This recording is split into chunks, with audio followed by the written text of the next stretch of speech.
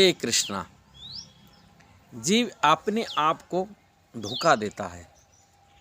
हम सोचते हो दूसरा से धन, ये अपने आप को सबसे बड़ा धोखा देता है। इसके बारे में पूरा मैं क्लियर कराने के लिए चाहता हूँ। इसी वीडियो में पूरा वीडियो आप लोग को सुनना है, देखना है, जो भी है। ये वीडियो में कहना गया है, ईशोपनिषद में कहा गया है मनुष्य के अंदर में 4 दोष होता है। और वो दोष क्या है? मनुष्य जीव के अंदर, हर जीव के अंदर 4 दोष होता है। एक जीव तो होता है तो होगा त्रुटियाँ करना, गलती करना। कितने बड़े बड़े बुद्धिमान लोग मध्य भी गलती करी बैठते हैं। दूसरा है भ्रमित होना, जब मायाग्रसित होना, जैसे अंधेर रात में रस्सी को सांप सोच लेना, इसको भ्रम में पड़ जाता है, भ्रमित होना। तीसरा है धोखा देना। आज टॉपिक पे हम चर्चा करने के लिए धोखा देते। और धोखा एक दूसरा तो धोखा देते हैं, कि धोखा सबसे ज़्यादा अपने आप को देते, ये बात चर्चा करेंगे। और चौथा है अपूर्ण इंद्रिया। इंद्रिय सीमित है, लिमिटेड है। देखने का, सुनने का, बोलने का, खाने का। हम ज़्यादा बोल लेते हैं, हम गला भी खराब हो जाता है, बढ़ जाता है ज़्यादा बात करने से।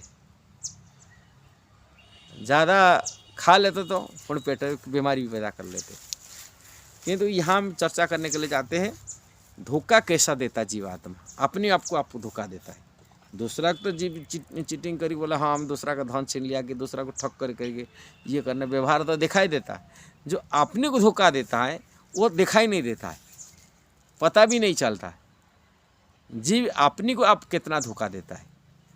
देखिए, जीवात्मा जब तक अपने स्वरूप को अनुभव नहीं है, खुद को अपनी पहचान नहीं पाता है, आत्मा के ज्ञान नहीं है, जो आत्मा के ज्ञान नहीं होता है, तभी देहात्मा बुद्धि में शरीर को आत्मा मानते हुए देह बुद्धि में आकर के देह को पोषने के लिए, इंद्रियों को पोषण में अपनी जीवन गंवा देता है। आत्मा कल्याण के लिए कोई सोचता नहीं। कभी एक बार हरे कृष्ण महामंत्र भी जप नहीं करता। भगवान के नाम जप करूँ, कि भगवान के प्रसाद खाओ, भगवान के मंदिर आओ, भगवान के भक्तों की संगति करूँ, कि भगवत गीता वैदिक ग्रंथ को पढ़ाई करूँ, कि श्रवण करूँ, इसमें रुचि नहीं रखता। केवल देह बुद्धि में पशुवत, पशु जैसा देह को मानकर पशु अपनी जी रहा है, शरीर को पोषण में लगा हुआ है, ऐसा ही अपने शरीर को पोषण में, इंद्रियों को सुख देने के पीछे लगा जाता है। मरने तक पशु जैसा है वो जीता है, इसलिए वो अपने आप को धोखा देता है। वो मनुष्य होते हुए भी आत्म कल्याण करना चाहिए, अपने का पहचान करना चाहिए। अपना को पहचान करिए, अपना का कार्य में उसमें कैसा कल्याण होगा वो विचार करना चाहिए। वो विचार न करे, देह बुद्धि में आकर के पशुवत जी रहा, ये सबसे बड़ा धोखा होता है अपने के लिए। दूसरी बात है, कोई व्यक्ति जान लेता है मैं शरीर में आत्मा हूँ, आत्मा का पतन हो जाता है ये आत्मा की, इसलिए मैं अच्छा कर्म करके अच्छा शरीर मिले, इसलिए अच्छा कर्म करते हुए भी वो करता है, कर्म कांड में फंस जाता है। अच्छे कर्म करी, सत्कर्म करके चाहता है मैं आगेला जीवन को पूर्ण भोग करूँ इस संसार में, पूर्ण संसार में आना पड़ता है। वो आत्मकल्याण भी नहीं कर पाता है। केवल संसार की सुख भोगने के लिए पुण्य और अच्छे शरीर मिल जाए, अच्छे भोग मिल जाए, कि दोबारा जन्म हो जाएगा, पुण्य मनुष्य शरीर मिले, कि देवता की शरीर मिल जाए, केवल इंद्रिय भोग में लगे रहता है। आत्मकल्याण वो भी नहीं करता, वो अपने के लिए धोखा भी होता है। तीसरा होते हैं, जानते संसार नश्वर है, आज ही है कल नष्ट हो जाएगा। नष्ट होने के नाते उन्होंने आत्मबोध अनुभव करता, मैं शरीर में आत्मा हूँ, ये आत्मा का इस संसार से मुक्ति पाने के लिए प्रयास करता है, ज्ञान मार्ग को अपनाता है। वो आत्मा का असली कल्याण नहीं कर पाता है, वो भी कल्याण नहीं कर पाता। कैसा कर नहीं कर पाता है? वो चाहता है मैं निराकार ब्रह्म में लीन हो जाऊँ, अपने अस्तित्व खो ले,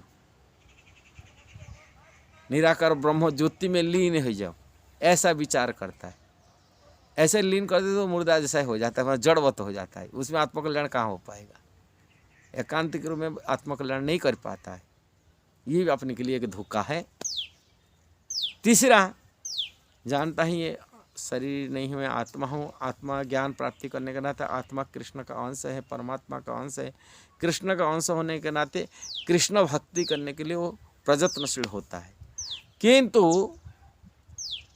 धोखा देने का प्रवृत्ति जो होता है दूसरा का, वो प्रवृत्ति अपनी इंद्रिय सुख के कारण वशीभूत होकर वो चाहता है जीवात्मा इंद्रिय भोग भी मिलेगा और कृष्ण भक्ति भी मिलेगा ऐसा विचार रखते हैं, पूजा प्रतिष्ठा मिलेगा, मान सम्मान मिलेगा, इसके पीछे भाग जाता है।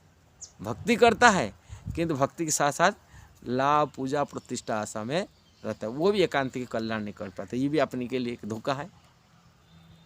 अब कुछ लोग होते हैं मान प्रतिष्ठा न चाहते हुए में असद मार्ग में सहज या पंथा को ग्रहण कर लेते, जो शास्त्र के विधि विधान दिया गया उसको ग्रहण नहीं करके अपने आप सोचते हैं मैं तो बुद्धिमान हूँ, मैं तो ज्ञानी हूँ, मेरा पास दिमाग है, अपने आप सोच लेते हैं और शास्त्र को विधि विधान को त्याग कर करके उन्होंने सहज या रास्ता को अपना लेते, सहज या गुरु परंपरा को ग्रहण कर लेते, असत मार्ग को चुन लेते, जिसी कारण से अपने आप के लिए वो धोखा भी हो जाता है।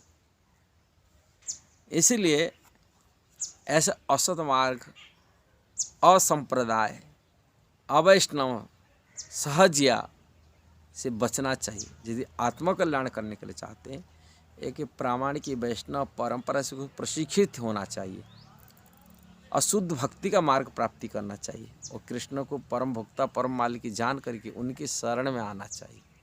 जब कृष्ण के शरण में आकर के कृष्ण की शुद्ध भक्ति को भक्तों के माध्यम से भक्त की गाइडेंस में भक्ति करता है और शुद्ध भक्त की दिशा निर्देशना में चलता है, तभी वो एकांतिक कल्याण कर पाता, आत्मकल्याण कर पाता है। उनकी निर्देशना पे, शास्त्र की निर्देशना में गुरु आचार्य, शास्त्र गुरु वही होता है जो शास्त्र के दिया गया रास्ता को बताता है, रास्ता में चलने के लिए बताता है, मनमाने ढंग से नहीं। ऐसे प्रामाणिक आचार्य गुरु से, गुरु परंपरा से ज्ञान प्राप्ति करके जो भगवान कृष्ण की अपनी सुसुख वासना से मुक्त हो करके कि मुक्ति की प्राप्ति, मुक्ति भुक्ति दोनों स्पृहा की इच्छाओं को खत्म करते हुए कृष्ण की इच्छा सुख प्रदान करते प्राप्ति करने के लिए जो सेवा में लग जाए, कृष्ण से भक्ति में लग जाता है, कृष्ण सेवा में लालसा बनाए रख लेता है, तभी वो अपने को आप धोखा न देकर असली रास्ता में चलता है। नहीं तो संसार में प्राय तो 99% से ज़्यादा भी लोग अपने आप को धोखा देते हैं। यदि ये वीडियो आपको सही लगा जरूर इसको शेयर करना, सब्सक्राइब करना, लाइक कमेंट देना। हरे कृष्णा।